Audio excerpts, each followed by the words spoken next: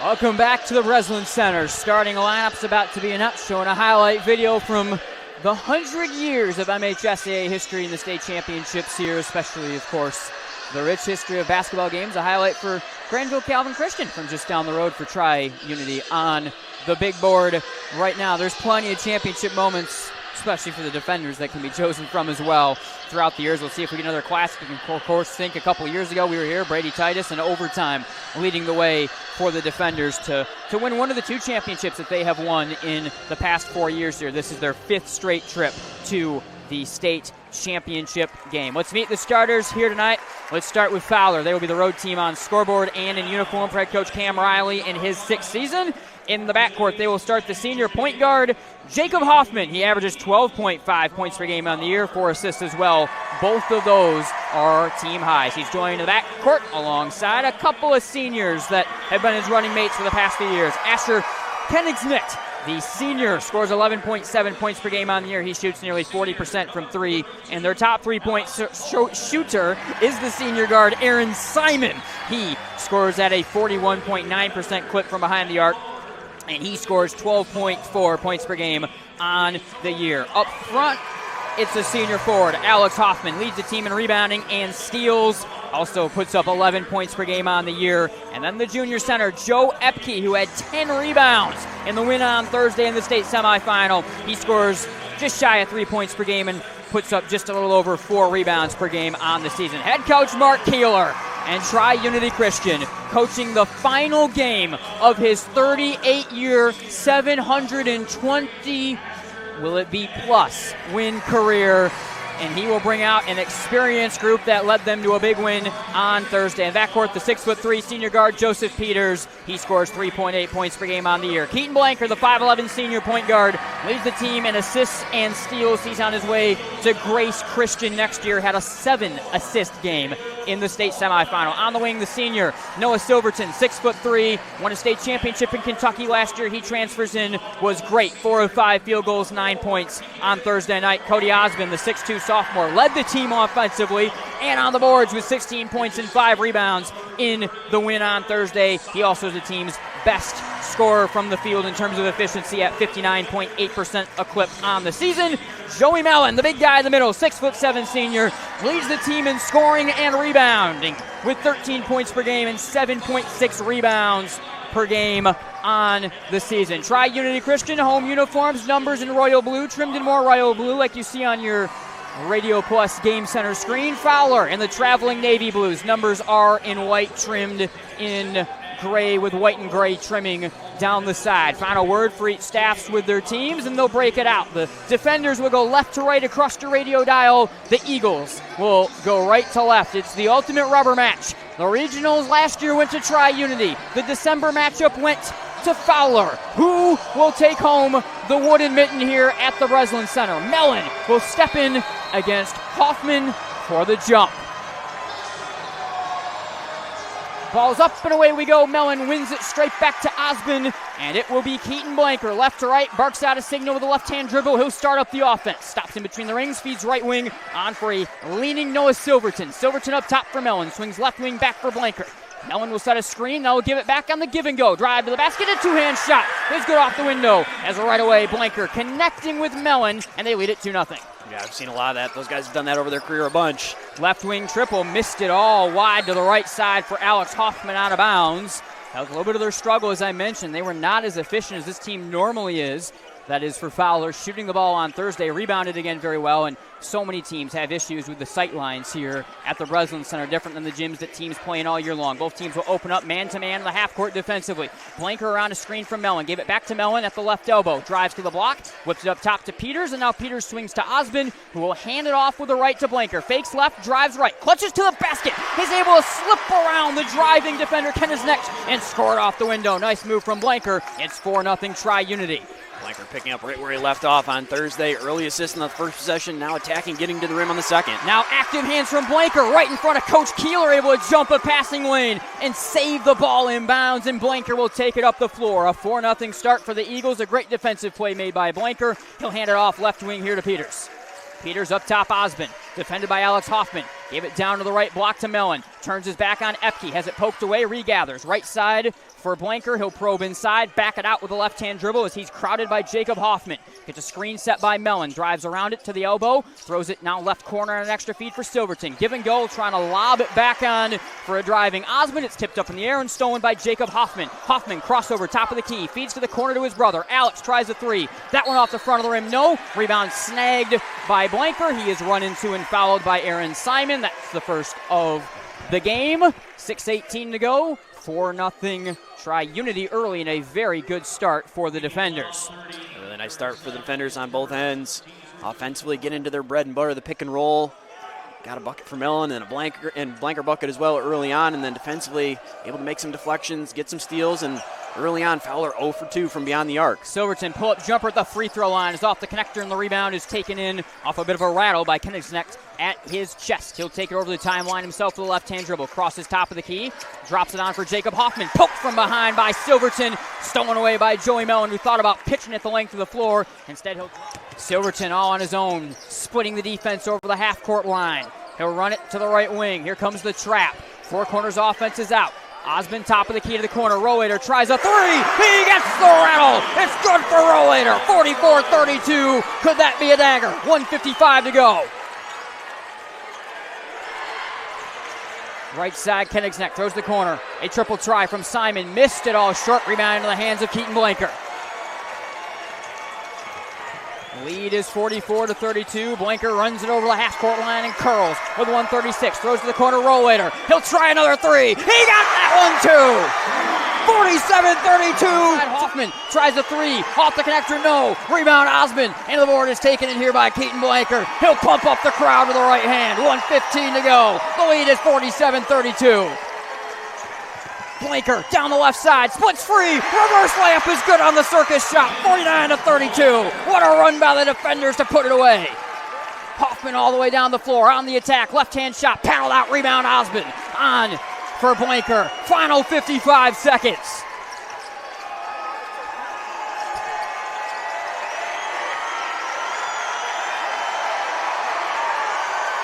Both hands in the air, pumping the crowd up for Blanker. And the Eagles are going to stand, and it does not look like Chandler. They're going to foul. Final 35 seconds come off the clock. Rollator and Blanker. What a wild final sequence to put it away. A really impressive play down the stretch. The Eagles been hanging around just enough. Had enough time. They could knock down some shots and stay in the game, but able to break some of those pressure looks. Blanker with a dribble. Finding Rollator in the corner. A couple huge threes to create enough separation that Coach Riley going to call the defense off and not have to foul down the stretch. Final 10 seconds. The emotion is starting for Coach Keeler. 721 wins. The last one will be a championship win. It's a storybook ending for head coach Mark Keeler, one of the greatest in the history of this state. The Tri-Unity Christian Defenders go back-to-back. They are champions of the state of Michigan. Again, the final score, 49-32. The Defenders with a flurry win the championship.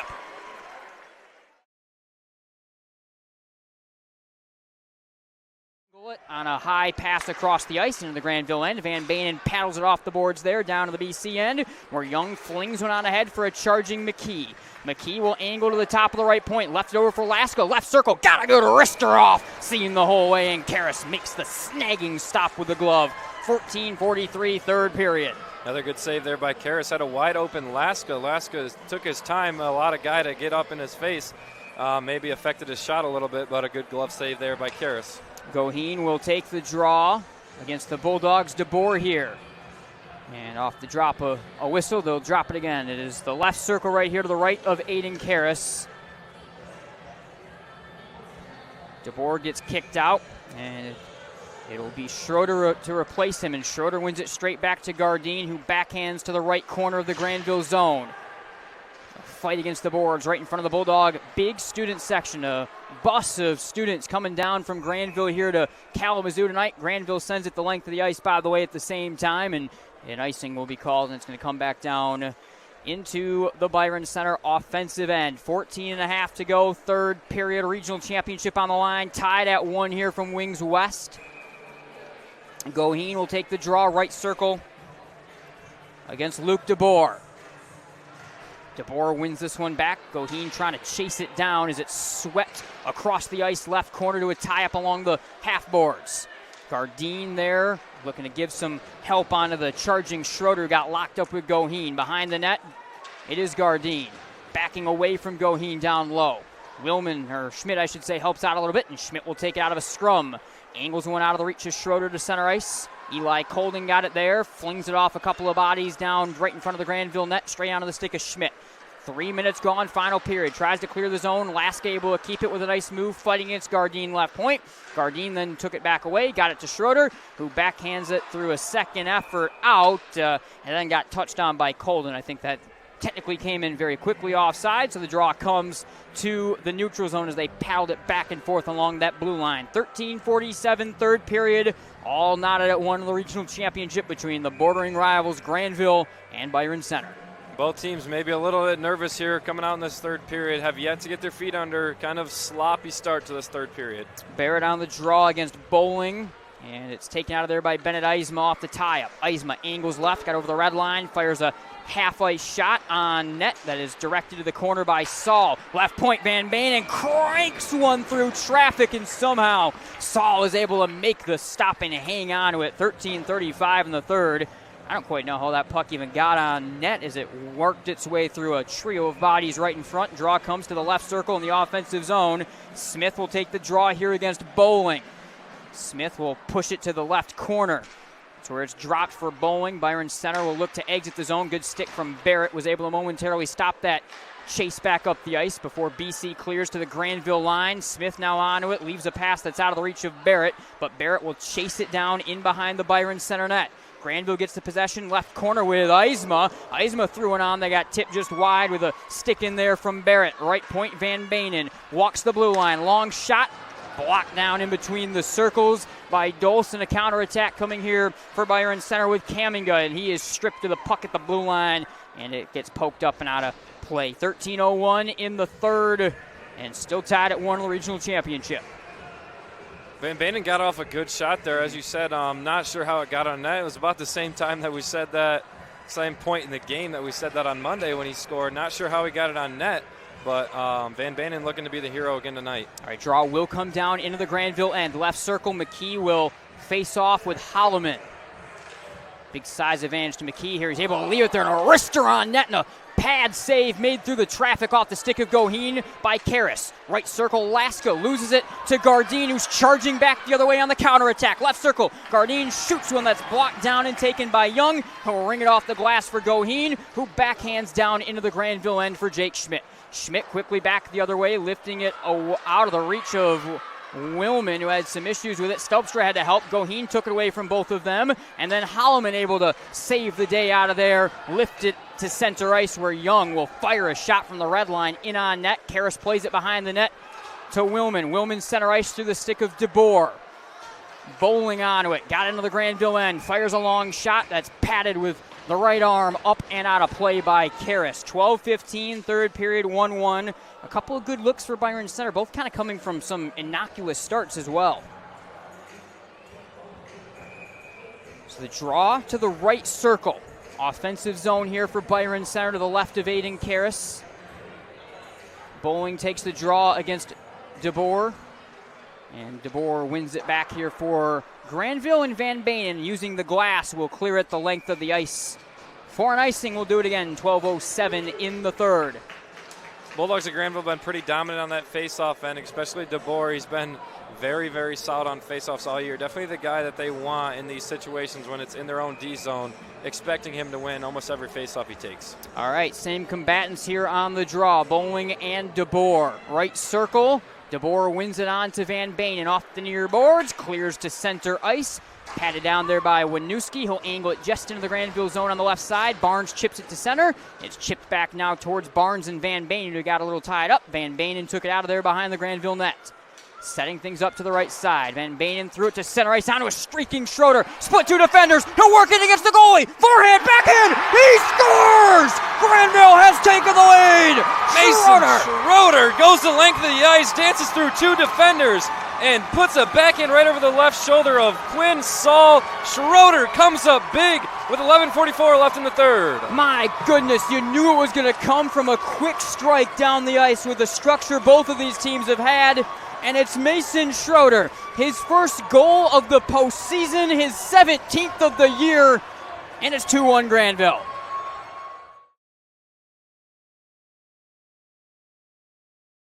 Remaining in a one-score game. Right now, you look at on your Radio Plus Game Center screen, that stat, the turnovers. 1 for Byron Center, none for Orchard Lake St. Mary's. Talk about something that's just looming massively large over this football game. St. Mary's breaks out of the huddle, motions around, and they're going to show a wildcat formation with a direct snap on to Darren Jones. Hesitates, runs it left, broken up in the backfield right at the line of scrimmage. Nolan Stubblefield shot out of a cannon. Jones able to dive out of that tackle for a yard at most. It'll be 2nd down and 9 right ahead of the 23-yard line. Stubblefield's been very active off the edge like that for Byron Center. It'll be St. Mary's working with tempo here on 2nd and 9. Newell goes back to work out of the pistol. Wing and tight end going to be utilized to the left side of the line. One receiver to either side. The sophomore Barber left, and the senior Bryson Williams to the right side of the formation. Pistol back is Darren Jones. 4-down lineman coming for Byron Center. Snap at the waist to Newell, giving up the middle to Jones Jr. Burst of speed over the 30, shakes his way to the 35, and the secondary rips him down to the 40, tumbling ahead to the 42-yard line. Kellen Payne on the stop, and a 1st down run, and a dangerous-looking run for Darren Jones Jr. A lane opening up right in the middle of the field. Run off center right guard gap right there, and just a wide open lane for Jones to run through. With tempo out of the pistol, fake handoff, thrown right side, nearly intercepted. Diving attempt from Eli Farrell. It was thrown the direction of Bryson Williams. He and Jaden Savory, both with their arms up. There was some miscommunication on that quick RPO play. Once again, St. Mary's going back to tempo. 1:52 to go, 2nd and 10 here in the 3rd quarter. From their own 43-yard line, the Eaglets lead it by 8. Out of the pistol, Newell now looks back to the sideline for a new message. Ball is on the left hash mark. Receivers both to the right-hand side are Willis, and in the slot is Bryson Williams. Newell settles into the pistol once again on 2nd down and 10. Snap, or a clap and a snap. Give Jones, angles left to the 35, lowers his head to the 50, burst to the 40, left sideline 30. Only one man can bring him down to the 25, and from the shoulder pads, he's ripped out of bounds by Conrad, who saves a touchdown, but the Eaglets are inside the 30-yard line. A really nice vision from Jones on that one. Started off on the right side, but sees the opening off to the left and nearly lost his balance and would have been short of the 1st down, but just able to keep it. A big chunk run. Low snap, handled, working with tempo. Newell steps up in the pocket, throws, caught 15-yard line. Lorenzo Barber broke a tackle at the 5, walking his way into the end zone. Touchdown, St. Mary's. There is a penalty marker, though, down back around the line of scrimmage. This one may be coming back. Yeah, right around the middle of the line of scrimmage, and Stubblefield for the Bulldogs signaling right away that this one's coming back. Likely a hold in the middle of the field. And that's exactly what it is. Holding penalty on St. Mary's will take a touchdown. That was momentarily on the board, off the board right here. And the hold was to the big guy in the all-region guard, Antonio Johnson, who had a hold of Payne, who was coming in on the blitz right there. So this will turn it into 1st down and 20 for the Eaglets. They back to the Byron Center 36-yard line. Same formation. Newell out of the pistol. Pistol back. Darren Jones Jr. Snap at the waist. Give to Jones in the backfield. Able to break a pair of tackles. Turns it up past the line of scrimmage. Dives ahead to the 33-yard line. It should have been a loss of 4, 5, and it turned into a gain of 2 or 3. Yeah, very nearly a tackle for loss. A couple Bulldogs had a shot at him, but Jones just able to split the defenders and turn that into not another negative play and back them up even further on 2nd down. Still well behind the chains, but avoided a negative play right there. It was Van Dam that made the first contact for, I think, the first time today. Will be a spread 4-wide formation on 2nd and 17. Low snap of the knees. Settled by Newell. Here comes the pressure. Throws it short right side. In and out of the arms of the sophomore Chad Willis. Incomplete. It will be 3rd and 17 Well, penalties have just been such a big factor in this game. Now 7 for 65 yards after that last one for St. Mary's, and it could be a drive killer. 56 seconds to go in the third quarter. They got to go 17 yards from the 33 here on third down. Newell will work from the shotgun. Ball in between the hashes, 3 receivers right. All the way out wide to the right numbers is Bryson Williams. Tailback is Jones, offset the right hip of the senior Newell, who looks back to Coach Gonzalez to get the call relayed.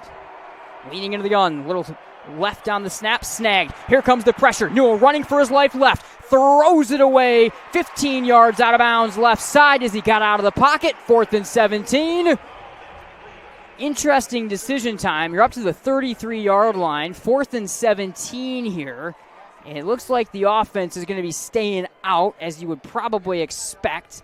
Likely outside the leg range for either Kiefer or Hardenberg, and plus you're too far ahead for a punt. So the offense is going to try to kind of send it down the field, see if they can pick up 17 yards on 4th down. Big moment, 21-13, late inside the final minute of the fourth quarter. 2-by-2 spread formation. Snap at the waist. Newell to throw. Here comes the pressure. Throws it left side. Wide open. Caught at the 5-yard line. Into the end zone. Touchdown. Angelo Chapman, the junior, broke free down the left hashes. And St. Mary's strikes again. 27-13. Not a lot of plays in the playbook for 3rd and long like that, and almost expecting just an arm punt situation down the field, but instead a breakdown in the coverage. Right down the seam, Chapman finds an opening. Newell hits him in stride, and a touchdown. Huge right there. Bulldogs a chance to keep it a 1-score game, get off the field, get another defensive stop, and instead, the Eaglets hit a huge play. Angelo Chapman, as Kiefer is going to be able to add the extra point with the left foot, 28-13. Angelo Chapman had only caught 10 passes this year before this game for 158 yards and 2 touchdowns. The junior could not have come up any bigger on that one, as St. Mary's will extend it to 28-13 with less than a minute to go in this third quarter. Do not go anywhere. We'll be right back here from Ford Field.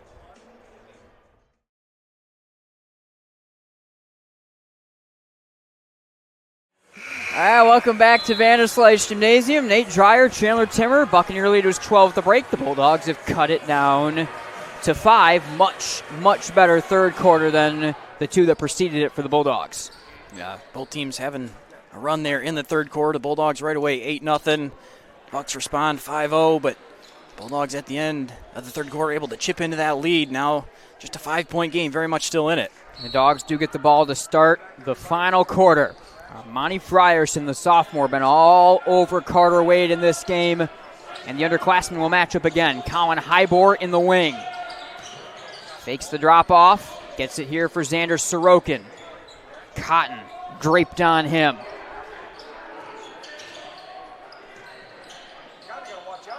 Out of the corner, Carter Wade. Again, 7 points in the first quarter for Wade. Has not scored since. He'll drive here on Portinga. Off the hesitation to the corner for Caden Neves. Neves takes it to the rack. Can't get the roll, and it's back the other way with Portinga. Yeah, really nice move, though, from Neves.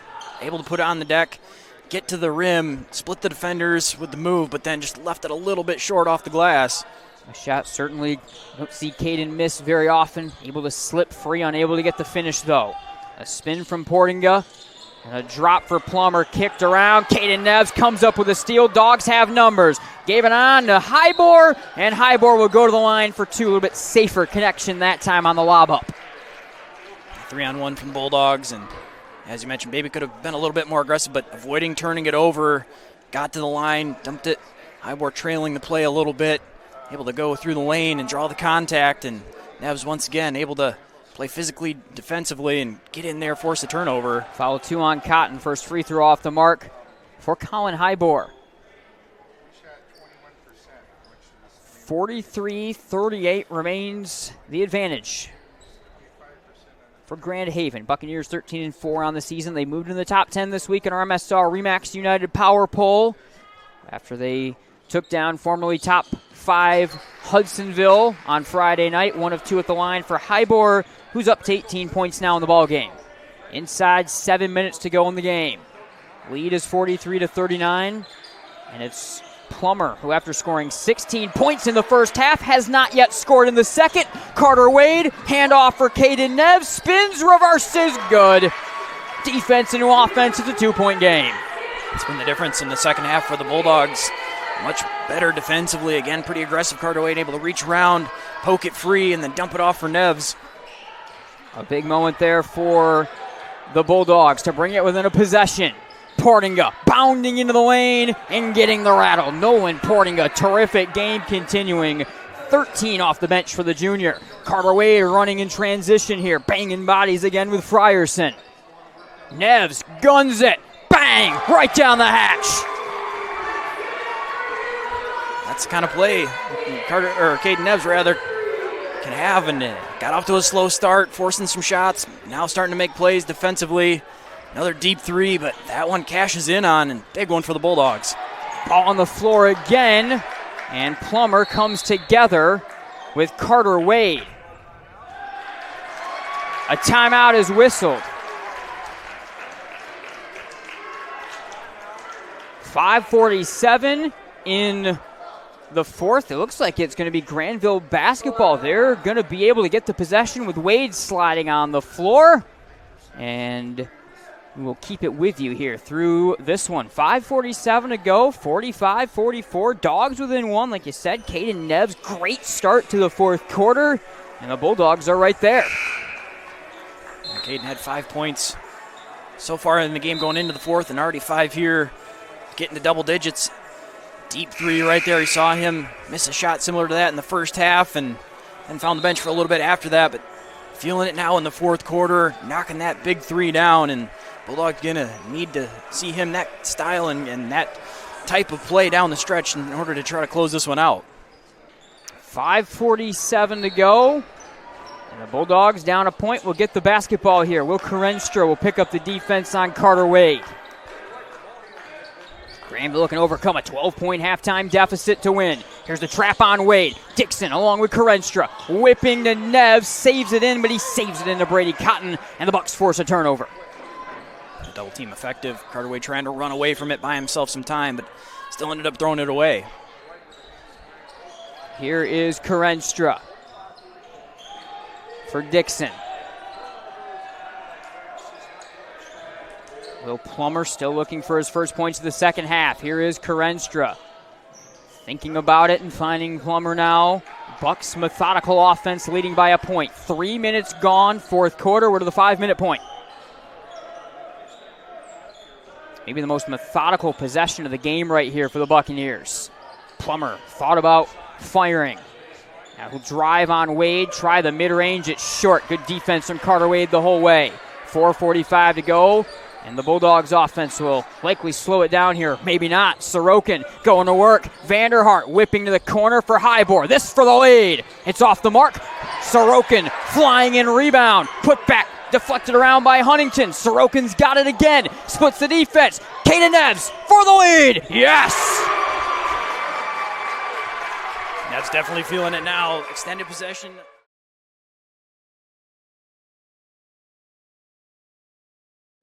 .10:38 on the clock. A 2nd and 6 is facing Coach Shillito's team, who are looking to go for another drive as they were able to break Keaton Hendricks last time. We saw that with the Zeeland East game that we did here a few weeks ago, Chandler. It feels like they, early in the game, beat it with the big backs, and eventually some of those holes open, and you're just always one cut away from Keaton Hendricks breaking a 40, 50-plus yard touchdown. It feels like we might be getting kind of close to that right now. It seems like they're kind of opening things up a little bit, and Hendricks has a couple runs of 25, 26 yards. Just hasn't been able to break that long one, but a nice chunk run right there, and Ducks hoping to find another one of those. 10.5 to go here. A showdown on a Thursday night between a couple of state champions. Front line changing for the West defense. This is Keaton Hendricks breaking it right on cue. Touchdown, Zeeland West. Keaton Hendricks goes 46 to the house. I think we called that one. That felt like it'd been setting up. Now the Ducks hit one just a minute ago. This time, Hendricks, the field opening wide open in the middle, able to break one tackle from the safety, dove at his legs, able to avoid that, and then a long touchdown, longest run of the night for the Ducks. Ha! I'll take it. Tony Romo, eat your heart out. You don't see the play-by-play guy actually try to call one very often. I'm going to take full credit for that one. What a run at that as well. 26-20. Zeeland West goes back on top. The Ducks will go for 2. And this is a big one. They always, of course, go for 2. They can stretch it out of the gun tee. Slow talk, power keep.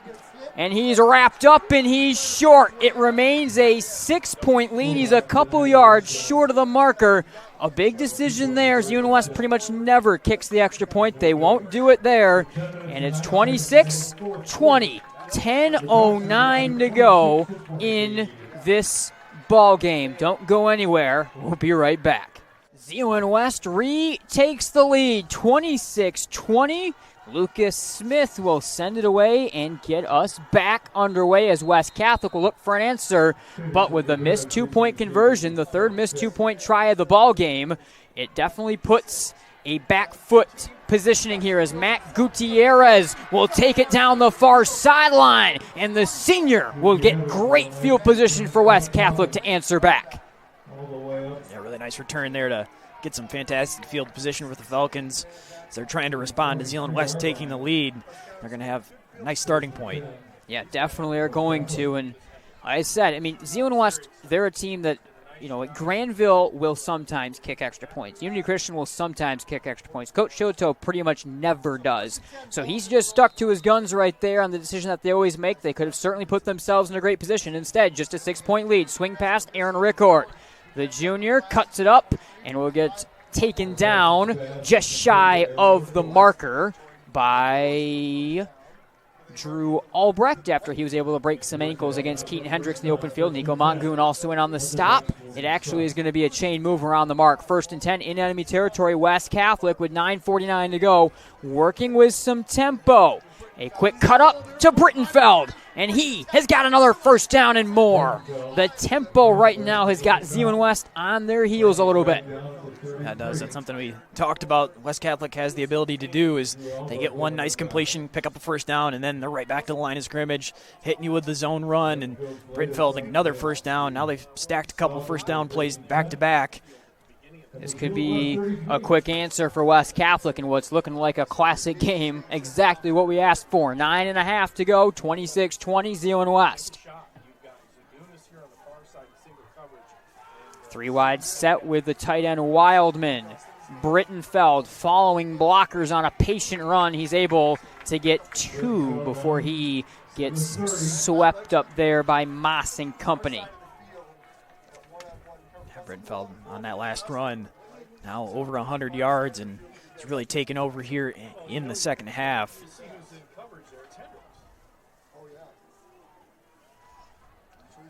From the gun on 2nd and 8, it will be Augustin to throw to the far side, and it is nearly intercepted by Hendricks, but hung on to by Zagunas. A dangerous throw right there, and Hendricks nearly jumped the route. 3rd down. Yeah, Hendricks saw that one the entire way, and just a split second too late thought he was going to be able to get in there and potentially take that one for a pick 6, but somehow Zagunas able to get his hands on it, and tough one to secure that catch. Well, that's the additional thing, the fact that Zagunas actually caught that ball too. Brittenfeld on 3rd down, charging run. He is up around the marker, but it looks like he's going to be marked a yard short. 4th and 1. West Catholic down 6 will go for it here, deep into opponent territory with 8:10 to go. Yeah, I wouldn't be surprised to see the exact same run. Brittenfeld's been running tough all night. Same formation. They go no huddle, and they will give it to Brittenfeld again. He'll cut it for the first down. Good job calling that one. He needed about a yard, and he got 2 or 3 on that carry. A very patient running approach right now. It's definitely kind of zone runs, not your typical kind of power running scheme where you're running to the holes. He definitely is waiting, seeing what delivers, and then Brittenfeld puts that foot in the dirt, and he turns it up. Yeah, he's got that nice combination of size and speed where if there's some traffic there along the line, he can fight through it, but he also has the speed and the vision to try to find that opening wherever it is along the line and then cut through. Olszewski will be in here to spell Brittenfeld for a play. He'll get it on the outside run, broke past the first tackle from Jonah Leslie, and then 3 more green jerseys took him out right along the sideline at the marker. So they bring in the spell back, and Olszewski's got a little bit of speed to his game. Turned it to the outside, 2nd and 10, right back where they started as Brittenfeld comes in. 7 minutes, 15 seconds and less to go, clock ticking, as it looks like Coach Grove will keep Olszewski out there as a slot receiver this time, and they're going to spread the field 4 wide on 2nd down and 10. Zeeland West with 4 down linemen coming, outside give to Brittenfeld, getting away from Marshall Johnson, but not getting away from the wrapping tackle by the sophomore Drew Albrecht right at the 20-yard line. Gain of 2. Great job by the sophomore to wrap him up. A nice tackle out in the open field, outside zone there. Brittenfeld trying to find a lane as he stretches that one to the outside. He's been more effective on more of the between the tackle type runs where he can then bounce at that time, just going off tackle from the start, and the Ducks able to chase him down. 3rd and 8. This drive starting to die out a little bit, but West Catholic keeping it moving ahead. A 4th down conversion on the last set of downs. We'll see what Augustin's got on 3rd down here. The junior clutches. He'll throw to the end zone. It is out of bounds and out of reach, over the head of Jack Zagunis as they were looking the senior's way for what would have been his 3rd TD grab of the game. Interesting decision. They take the shot on 3rd and 8. Now they'll be forced with a 4th and 8, down 6. Yeah, definitely the decision there to pass on 3rd down. You risk the incompletion. Now you're almost forced into a pretty obvious passing situation here on 4th. The Ducks have the advantage of kind of knowing that pass likely coming. Augustin looking for back-to-back 4th down conversions. Steps up in the pocket. Here comes the pressure. Down he goes. Zeeland West got it all around. Brody Moss the first contact. Turnover on down. Zeeland West football.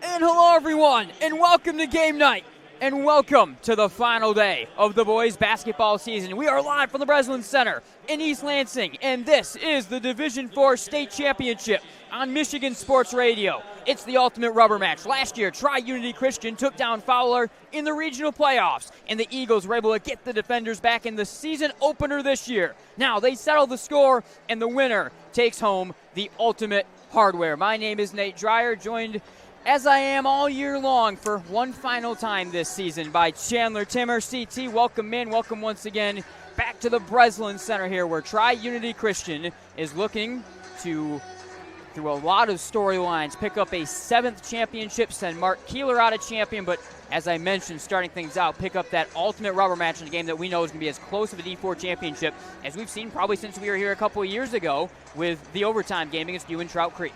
Yeah, 2 teams with a lot of history for opposite sides of the state. Now the 3rd meeting between these squads in just over a year. As you mentioned, 1 going to each. Trying to be able to win in the postseason last year. Fowler winning in their first game of the season. It was the defender's 2nd game of the season earlier this year. So each one taking a victory there, but the ultimate rubber match here today, and I'm sure both these coaches will admit their teams have changed and developed a lot since that early season matchup. Yeah, Tri-Unity, of course, were state champions last year. They were able to win pretty comfortably in this game that we were not at. Thankfully, we are here today. There was a little bit less of a fire problem than we had last time. If you're a longtime game night listener, you understood that. But regardless, we are very, very glad to be here at the Breslin Center today for sure, and ready to call a Tri-Unity Christian state championship game once again. And we got to start here on our Bennett Center Farmers Insurance Agency pregame show. Bennett, of course, played for the man that we're about to talk about, Mark Keeler. 6-time champion, 700 wins today. He coaches his final game.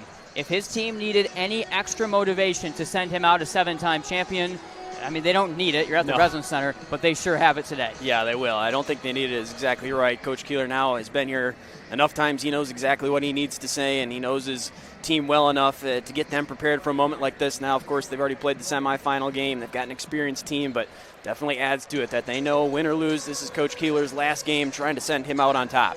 Cam Riley, the head coach for Fowler, they're 25-3 on the year. Of course, they did beat Tri-Unity 62-59 the first time that these teams played back all the way in December. Of course, very different teams. A very young Tri-Unity team was putting pieces together, more than an experienced Fowler group at that point in time. Coach Riley in his 6th year, 78-62 overall. So certainly has done a very good job building up this Fowler program that finished 2nd in the loaded SMAC conference at 16-2 within the league this year. The one thing that comes to the forefront if looking at baseline stories for the Eagles is they are absolute 3-point maestros.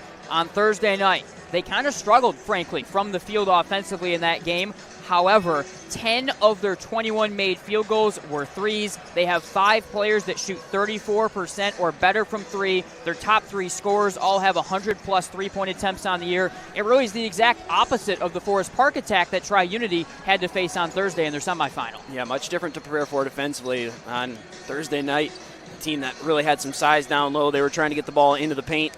They really did a nice job defending against that. Tonight, going to have to guard the perimeter, defend that three-point line, multiple shooters across the Fowler offense.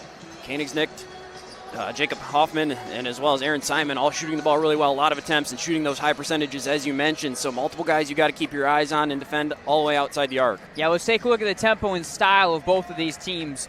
Defense is going to be an operative word. We marveled at Tri-Unity Christian giving up less than 38 points per game coming in to the state semifinal. Went up a little bit in that last game, but once again, incredible defensively.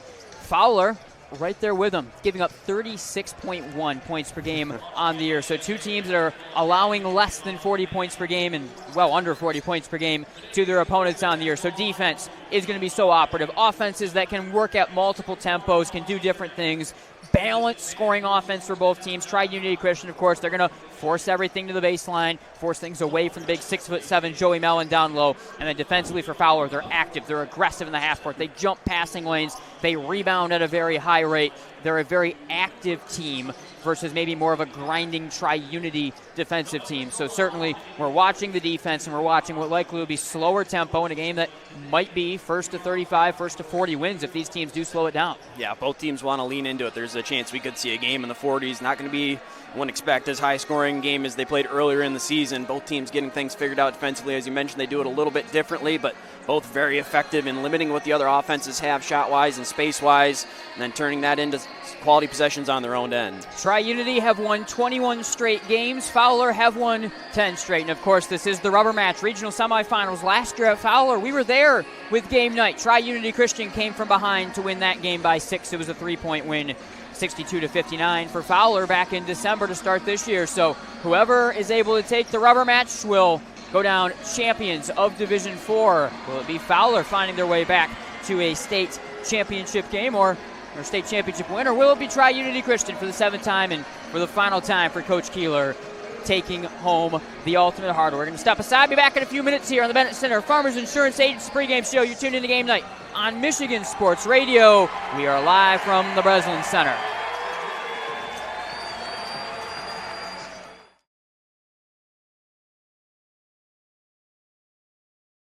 Bulldog Stadium is back open for business and on brand new turf as well. This is Game Night on Michigan Sports Radio.